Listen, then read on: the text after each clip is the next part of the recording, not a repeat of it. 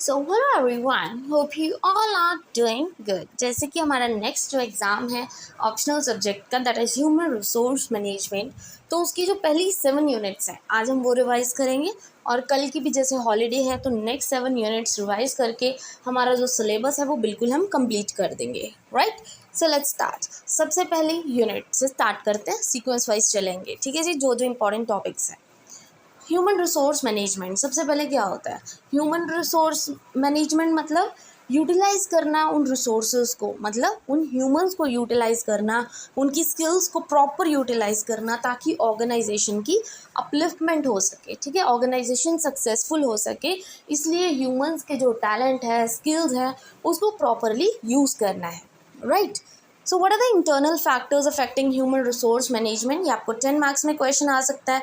Internal factors और external factors, objectives क्या होते हैं, फंक्शंस क्या होते हैं, ये 10-10 नंबर के डायरेक्ट क्वेश्चन आते हैं, ठीक है। तो मेन पॉइंट्स इसको लर्न कर लो।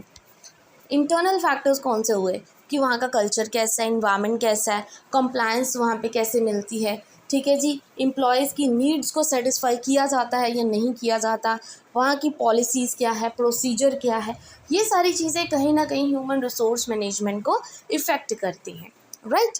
Now comes the next, what are the external factors? मतलब बाहरले फैक्टर कौन से हैं जो अफेक्ट करते हैं ह्यूमन रिसोर्स मैनेजमेंट को?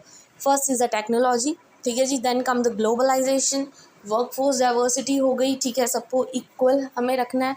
देन कम लीगल कंप्लायंसेस, ठीक है जी। Then comes objectives and functions क्या है ह्यूमन रिसोर्स मैनेजमेंट के? तो मेन ऑब्जेक्टिव उसके होते हैं ऑर्गेनाइजेशनल गोल को फुलफिल करना, प्रॉपर ट्रेनिंग देना एम्प्लॉयज़ को रिटेन करके रखना, ऑर्गेनाइजेशन की परफॉर्मेंस को इम्प्रूव करना, अडेप्ट करना, जो जो एक्सटर्नल चेंजेस हुए उसको अडेप्ट करना, ठीक है जी। एम्प्लॉयज़ को इंगेज करना, उनको प्रॉपर कंपनसेशन और बेनिफिट्स देना। These are the main objectives of human resource management. और फंक्शंस कौन से होते हैं? जो भी आपने अब तक इस चैप्टर में पढ़ा सभी को आप फंक्शंस में लिख सकते हो।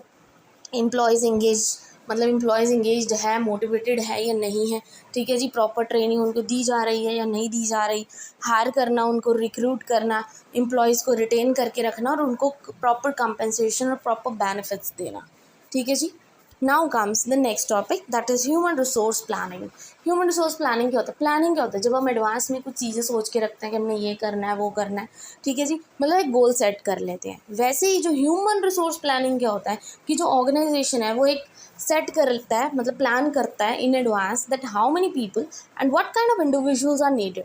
हमारे ऑर्गेनाइजेशन को किस तरह का बंदा चाहिए और कितने बंदे चाहिए उस ऑर्गेनाइजेशन को आगे चलाने के लिए, ठीक है जी। इसका एक प्रोसेस होता है और ये पेपर में आ सकता है 10 नंबर में। ह्यूमन रिसोर्स प्लानिंग प्रोसेस और करियर प्लानिंग प्रोसेस, दोनों में कंफ्यूज मत होना, ठीक है। ह्यूमन रिसोर्स प्लानिंग कैसे करोगे?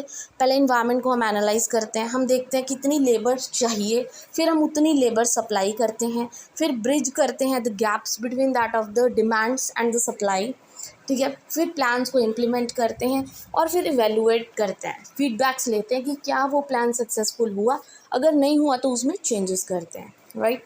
बट वहाँ पे भी कहीं ना कहीं बैरियर्स आ जाते हैं। क्या क्या बैरियर्स होते हैं?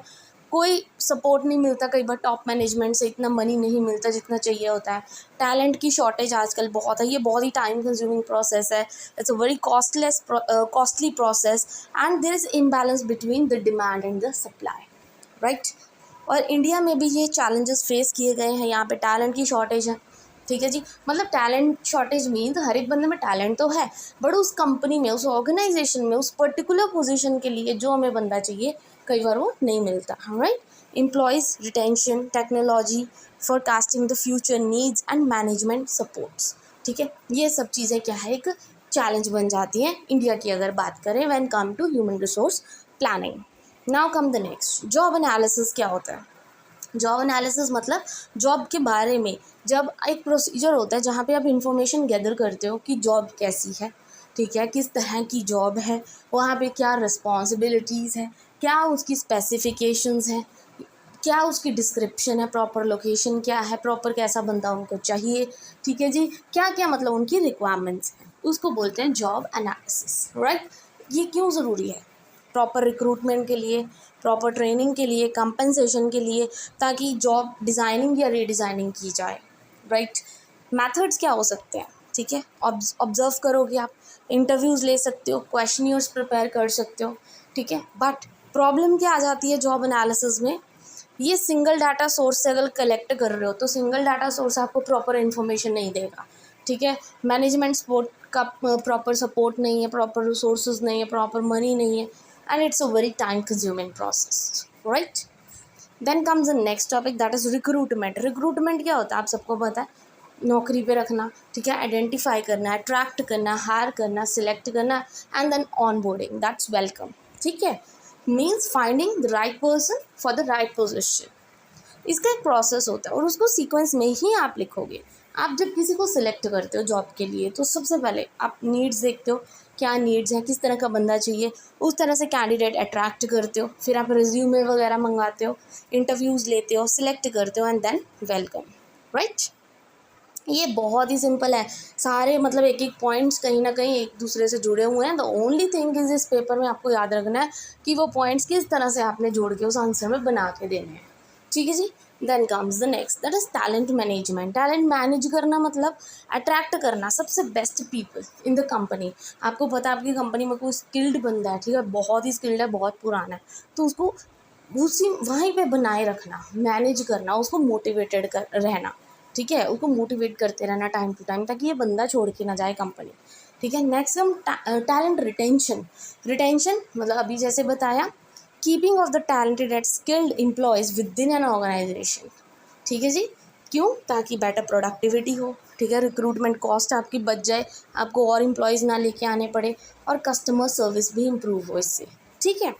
Then come talent acquisition. Talent acquisition मतलब अट्रैक्ट करना एक स्किल्ड इंडिविजुअल को, ताकि कुछ ओपन पोजीशंस है जो ऑर्गेनाइजेशन में उसको फिल करना है, उसके लिए टैलेंट एक्वायर करना, टैलेंटेड बंदा ढूंढना, ठीक है। Then come the placement. Placement process होता है, इंडक्शन प्रोसेस होता है, ओरिएंटेशन प्रोसेस होता है, ये तीनों का अलग अलग प्रोसीजर है और sequence wise you should know that procedure, right.